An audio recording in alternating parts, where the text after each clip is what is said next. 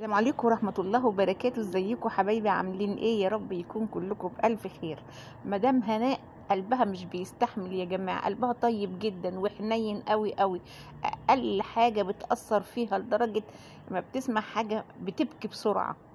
ده من حنية قلبها. بت...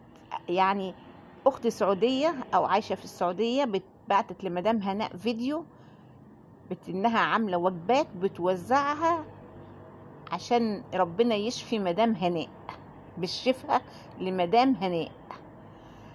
ربنا يجازيها كل خير يا رب، ربنا يجازيها كل خير. وتحية كبيرة لكل اخواتنا في السعودية. شوفوا مدام هناء اتأثرت جدا جدا لما شافت الفيديو ده. يعني شوف، بكت من قلبها من حب الناس ليها.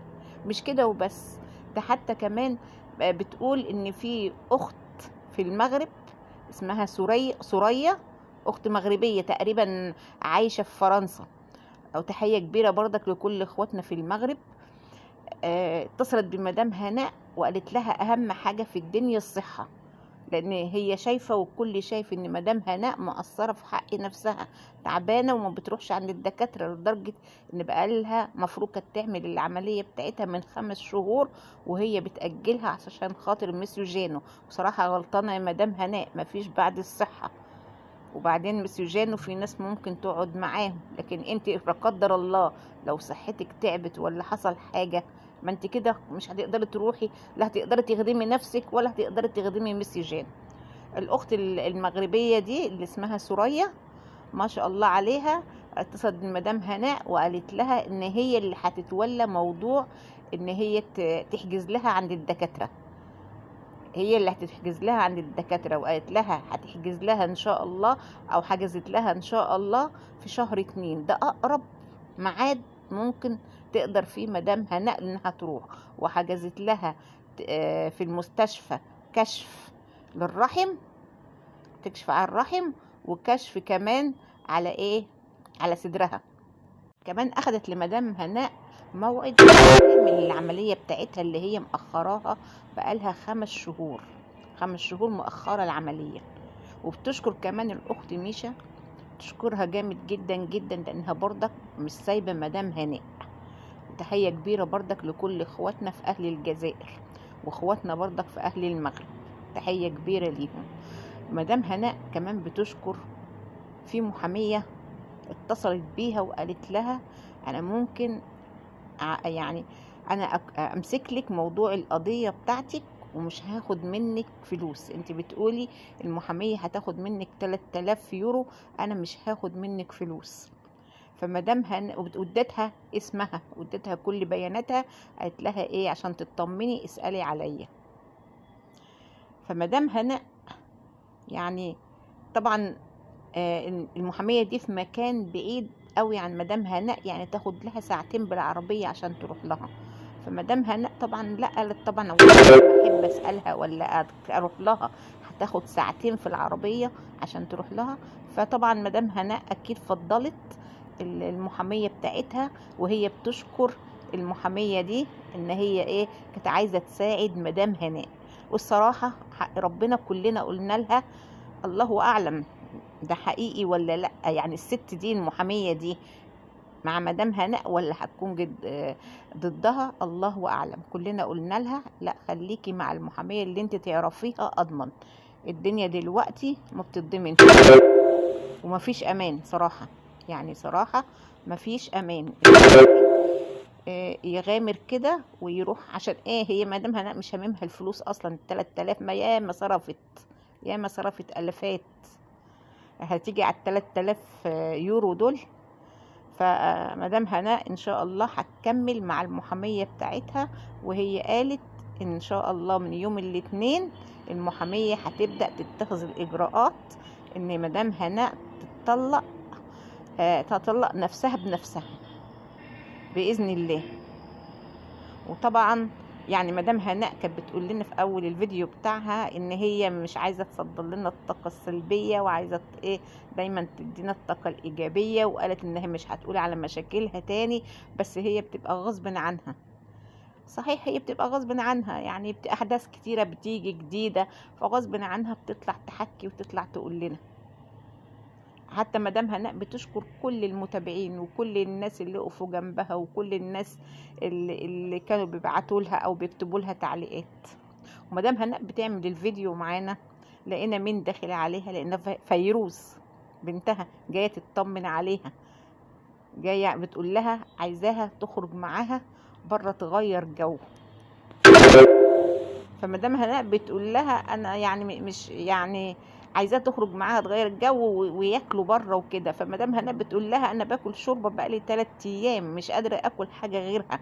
ففيروز بتهزر مع مامتها بتقول لها انا شفتك في الفيديو كنت بتاكلي شيبسي، فما هنش عليها تشوف مامتها بتاكل شيبسي فجايه لها يا عيني. فمدام هناء اصلا مش عايزاهم يجوها، خايفه عليهم ان هم يتتعدي هي او فيروز، لدرجه ان هي قاعده معاها تقول لها بعيدي عني ما تقربيش عشان لا تتعدي مني.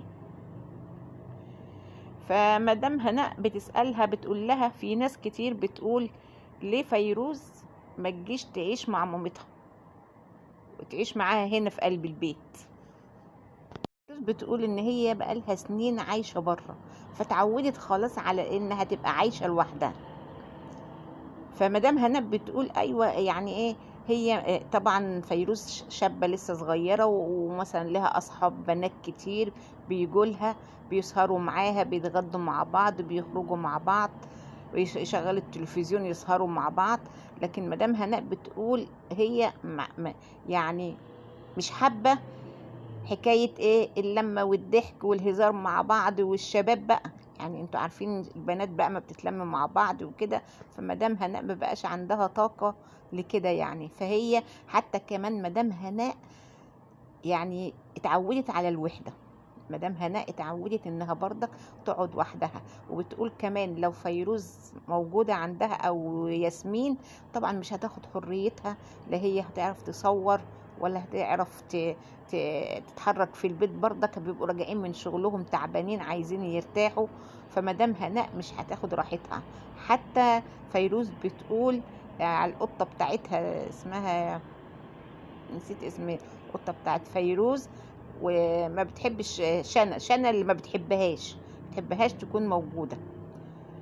فمدام هناء مرتاحه وهي عايشه وحدها، وفيروز مرتاحه برضك وهي عايشه لوحدها.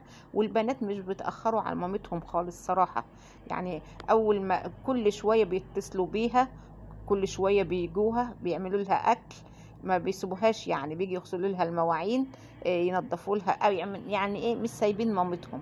حتى مدام هناء بتضحك مع فيروز بتقول لها على ياسمين ان ياسمينة فياسمينة بتخرج تجيب طلباتها وساعات بتنسى حاجات تروح تخبط على ياسمينة او تطلبها على فيروز وتطلبها تاخد منها مثلا عاملة اكل بتاخد ليها ولجوزها. ف يعني الاتنين كويسين قوي مع بعض، يعني الاتنين كويسين مع بعض. فمدام هناء بتقول لها يعني مضايقاكي يعني وكده، قالت لها لا طبعا اختها يا جماعه ده اختها واكيد مبسوطه ان اختها معاها. حتى ياسمينة بتطلع تسهر معاها لما يكون جوزها متاخر وكده، فبيبقوا قاعدين مع بعض مونسين بعض. ربنا يبارك لك فيهم يا رب ويخليهم لك يا رب يا مدام هناء. حتى مدام هناء بتقول ان في قناتين كبار جدا، كان في قناه كبيرة كانت مكلماها قبل كده، ودلوقتي في قناة تانية طالبة من مدام هناء بيقولوا لها لما تنزلي مصر لازم يبقى في اتصال ويعملوا ايه مع بعض فيديوهات. مدام هناء بتقول ان هي ما كانتش حابة الموضوع ده زمان ان حد يشاركها يعني وكده، فدلوقتي بقى شافت قنوات كتير بتعمل كده والموضوع ناجح، فبتقول هم عندهم مشاهدات كتير وعندهم اشتراكات كتير في قنواتهم، فليه لأ يعني احنا الاتنين احنا نكبر بعض ببعض، يعني متابعينهم يجوا عند مدام هناء ومتابعين مدام هناء ويروحوا لهم وهم ايه يعملوا فيديوهات مع بعض ويكبروا بعض. فان شاء الله يا مدام هناء زيارة مصر هتبقى فتحة خير عليكي بإذن الله، بإذن الله يا مدام هناء، وشها هيبقى حلو عليكي بإذن الله. مدام هناء بتقول ان هي هتنزل في شهر 1 بس ما حددتش امتى، يعني محددتش التاريخ اللي هتنزل فيه في شهر 1. طبعا هتروح تشوف اخواتها واهلها وحبايبها هناك، طبعا، وهتبقى فرحانه جدا وهم كمان هيبقوا فرحانين وشايلينها على دماغهم من فوق على راسهم. هيبقوا حاطين مدام هناء في عينيهم، اختهم يا جماعه، اختهم بيحبوها وبتحبهم. ربنا يبارك لك فيهم يا رب يا مدام هناء، ويخليهم لك دايما يا رب. ربنا يبارك لك فيهم ويخليهم لك. متابعينك وحبايبك كلهم يا مدام هناء بيزعلوا، مش بيزعلوا منك، بيبقوا زعلانين لما بيشوفوكي حزينه او بتبكي. هم عايزينك دايما مبسوطه وفرحانه كده يا مدام هناء. دايما تحسي كده ان الكل بيبقى فرحان اما مدام هناء بتكون طالعه بتعمل الروتينات بتاعتها مبسوطه بتضحك. لكن لما بتكوني حزينه الكل بيبقى زعلان عشانك. لما بتغيبي يوم عن اليوتيوب كلهم بيبقوا زعلانين عليكي قوي قوي قوي. كل اليوتيوب كلهم بيقولوا مدام هناء فين. اليوتيوب ملوش طعم من غير مدام هناء، ودي حقيقي. تحس ان اليوتيوب ساكت كده ملوش اي طعم. حقيقي يا مدام هناء. ربنا يبارك لك في متابعينك، وان شاء الله باذن الله توصلي للمليون قريب جدا. وان شاء الله عايزين حفله يا مدام هناء عشان شهرزاد. عايزين حفله عشان شهرزاد باذن الله. ويلا انا بقى طولت الفيديو قوي قوي كده. وربنا يشفيكي ويعافيكي يا رب يا مدام هناء. ان شاء الله ربنا يشفيكي ويعافيكي يا رب يا مدام هناء. ونسيت اقول كمان ان استاذ مصطفى قال لمدام هناء ما تقلقيش ابدا على مستر جانو، هو والمدام بتاعته شايلينه. وكمان مستر جانو كلم مدام هناء في التليفون، فمدام هناء بتقول له مقصره معاه، قال لها لا ما تقوليش كده خالص، انت تعبانه، اهم حاجه انك تهتمي بنفسك. واستاذ مصطفى والمدام بتاعته بتعمل له الاكل وبتهتم بيه. ربنا يبارك فيك يا استاذ مصطفى انت والمدام بتاعتك يا رب. وربنا يجازيكي كل خير يا رب يا مدام هناء، ويشفيكي ويعافيكي يا رب، ويشفي كل مريض، وينصر اخواتنا في فلسطين، امين يا رب العالمين. يلا يا بنات عشان ما اطولش عليكم الفيديو، اللي ما اشتركش في القناه يشترك ويفعل الجرس عشان يوصل له كل جديد من عندنا. مع الف سلامه.